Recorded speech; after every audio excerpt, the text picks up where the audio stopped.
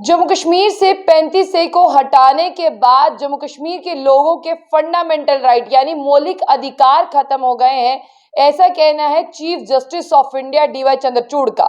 यानी chief justice of India ये मानते हैं कि आर्टिकल 370 और 35 ए खत्म करने के बाद में जो जम्मू कश्मीर लोगों के मौलिक अधिकार थे यानी फंडामेंटल राइट्स थे, जिनके बारे में जम्मू कश्मीर कहा करता था कि पूरे भारत से जो है वो जम्मू कश्मीर अलग है, उसमें क्या था? उसमें था कि यहाँ की नौकरियां जो है वो कोई नहीं ले सकता। लेकिन अब 35 से खत्म कर दिया गया है, तो कोई भी यहाँ की जो है वो नौकरियां ले सकता है और बाहर से कोई भी आकर यहाँ पर नौकरी कर सकता है।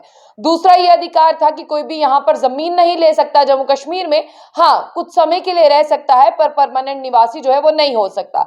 35 के खत्म होने के बाद में अब ऐसा भी हो सकता है, वो व्यक्ति यहाँ पर आकर जमीन ले सकता है, अपना बिजनेस अब शुरू कर सकता है, यानी जम्मू कश्मीर में अपना रहन बसेरा परमानेंटली बसा सकता है। आपको बता दें कि इस तरह के अधिकार जो थे वो जम्मू कश्मीर में लागू थे, क्योंकि जम्मू कश्मीर जो है वो महाराजा जी की दी हुई एक रियासत थी, जिसे 5 अगस्त 2019 को यहाँ पर आपको बता दें कि यूटी में तब्दील कर दिया गया।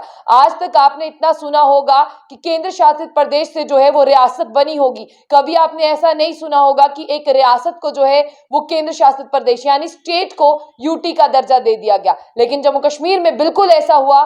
5 अगस्त 2019 के बाद हम लोग जो है वो यूटी में रह रहे हैं। और अब आपको बता दें कि सुप्रीम कोर्ट में यही हियरिंग लगातार जो है अगस्त 2 से चल रही है। 11वीं हियरिंग चल रही थी, जिसमें चीफ जस्टिस ऑफ इंडिया का बड़ा बयान आया। उन्होंने ये कहा कि इनके मौलिक अधिकार छिन गए हैं। अगर जम्मू कश्मीर के लोग या ये जो पिटिशनर्स आए हैं यहाँ पर लेके कि जम्मू कश्मीर से 35 को नहीं हटाना चाहिए था, तो उसका यही मकसद है कि जम्मू कश्मीर के अधिकार छिन गए हैं। तो आपको बता दें कि सॉलिसिटर जनरल तुषार मेहता ने यह कहा कि अगर 35 को हटाया है यानी 5 अगस्त 2019 को अगर 35 को हटाया है, तो उसके बाद कितनी सारी डेवलपमेंट जो है वो हुई है, टूरिज्म को एक नया बूम जो है वो भी मिला है। लेकिन इसी के साथ आपको बता दें कि उन सब चीजों के लिए अभी फिलहाल वहां पर कोई जगह नहीं है, क्योंकि अभी पिटिशनर की जो है वो सुनवाई चल रही है। आपने देखा कि पहले वो पक्ष पिटिशन लेकर आया था जो कहता था आर्टिकल 370 चाहिए, लेकिन अब केंद्र शासित प्रदेश में हम रह रहे हैं और केंद्र की ओर से सॉलिसिटर जनरल तुषार मेहता जो है अब वो अपनी पिटिशंस को दायर कर रहे हैं, जिसमें आर्टिकल 370 और 35 को हटाया गया था। अब वो ये जस्टिफाई और क्लैरिफाई करने की कोशिश कर रहे हैं कि आर्टिकल 370 को क्यों हटाया गया। आपने देखा कि पुलवामा अटैक भी हुआ, पुलवामा अटैक में हमारे देश के वीर जवान जो है वो शहीद हुए। और आपको ये बता दें कि अब जो सॉलिसिटर जनरल तुषार मेहता है वो कहीं ना कहीं अपनी पिटीशन में इन सब चीजों का हवाला दे रहे हैं कि कश्मीर में पत्थरबाजी बहुत ज्यादा थी, कश्मीर में टारगेटिंग किलिंग बहुत ज्यादा थी, कश्मीर का माहौल बहुत ज्यादा खराब था, इसीलिए आर्टिकल 370 और 35 को जम्मू कश्मीर से हटाना जो है वो बहुत जरूरी था। और आपको बता दें इस पर सीजीआई ने ये कहा कि मिसगाइड किया गया, मिसलीड किया गया वहां के लोगों को। अगर हटाना ही था तो एक ऐसे ढंग से हटाते कि बाद में कोई गुंजाइश ना रहती। हालांकि देखिए, चीफ जस्टिस ऑफ इंडिया ये मान रहे हैं कि शक की गुंजाइश है। क्यों रात के अंधेरे में हटाया गया, क्यों बाकी आम लोगों की राय वहां नहीं ली गई, क्यों एक ही पार्टी के बंदे जो है वो शामिल हुए, क्यों बाकी पॉलिटिकल पार्टीज को जो है वो नजरबंद कर दिया गया। बहुत से सवाल जो है वो सुप्रीम कोर्ट में उठ रहे हैं और बहुत सी आवाजों को दबाया भी जा रहा है। ज़हूर अहमद भट्ट भी एक ऐसी आवाज थी जो अपना केस प्रेजेंट करने वहां पर पहुंचे थे और जिन्हें सस्पेंशन दे दिया गया। हालांकि उसके लिए कपिल सिब्बल जो है वो उन्होंने इस संज्ञान में लाया है कि एक ऐसा मामला भी हुआ है। लेकिन अब आपको बता दें कि जो सॉलिसिटर जनरल है, जिस तरह से सुप्रीम कोर्ट में आर्टिकल 370 की हियरिंग चल रही है, उन्होंने साफ तौर पर यह कहा कि आप अपनी दलीलें दें, आप अपनी चीजों को बताएं, लेकिन आप कतई ये ना कहें कि आर्टिकल 370 और 35 को हटाया जाना जो है वो सही था। आगे अगर मैं चलती हूं तो यहां पर यह कहा जा रहा है कि आर्टिकल 370 को हटाने से पहले जम्मू कश्मीर में जो है स्थायी निवासियों को विशेष अधिकार मिलते थे। उसमें क्या था कि जम्मू कश्मीर के लोगों को जो है नौकरियां मिलती थी, जम्मू कश्मीर के लोगों को जो है संपत्ति यानी हमारी जमीनें कोई नहीं खरीद सकता था, हमारी जमीनें हमारी थी। अगर नौकरियां मिलती थी वो था आर्टिकल 16(1), और अगर हमारे पास हमारी प्रॉपर्टी थी वो था आर्टिकल 19(1).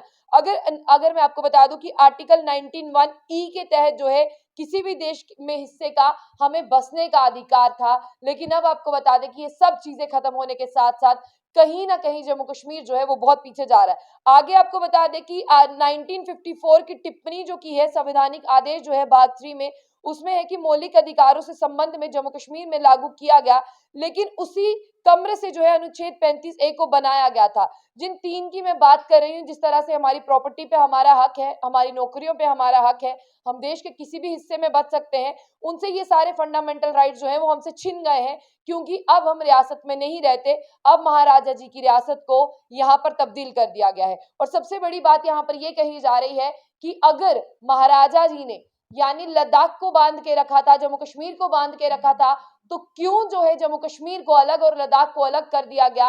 क्या इसके लिए एक बड़ा होमवर्क किया गया था? अब चीफ जस्टिस ऑफ इंडिया जब भी कोई बात कहते हैं ना, आप लोगों को लगता है बस आ गई और वापस आ गई, यानी आर्टिकल 370 और 35 से जो है वो वापस आ गया। लेकिन आपको बता दें, अगर वो पिटिशनर वहां पर हैं जो कहते हैं कि इलीगल तरीके से हटाया गया है, फिर वो पिटिशनर भी उसी सुप्रीम कोर्ट में मौजूद हैं जो कहा करते थे कि आर्टिकल 370 और 35 से खत्म हुआ तो एक संविधान एक निशान हुआ। पहले जम्मू कश्मीर भारत का हिस्सा होते हुए भी भारत का नहीं था, क्योंकि बहुत से कानून जो है वो भारत में लागू नहीं होते थे। जिस तरह से फॉरेस्ट राइट एक्ट की मैं बात करूं 2006 की, 2006 में वो एक्ट आया था, लेकिन अभी भी जम्मू कश्मीर के लोगों को फॉरेस्ट राइट एक्ट का हिस्सेदार तब बनाया गया जब ये यूटी में तब्दील हुआ। उससे पहले जब स्टेट में था तो कहा जाता था कि रियासत में ये कानून जो है वो लागू नहीं होता। अब आपके लिए समझना ये है कि क्या है आर्टिकल 35A के तहत जम्मू कश्मीर के लोगों को क्या ही मिला था। इसके बाद मैं आपको ये बता दूं क्या मिला था, जिससे दूसरे राज्य के लोग जो हैं वो हमें अपने बराबर नहीं समझ पाते थे। हम जम्मू कश्मीर के लोग हमेशा एक स्टेप आगे रहते थे, क्योंकि हम स्पेशल थे, हमारे पास एक स्पेशल स्टेटस था।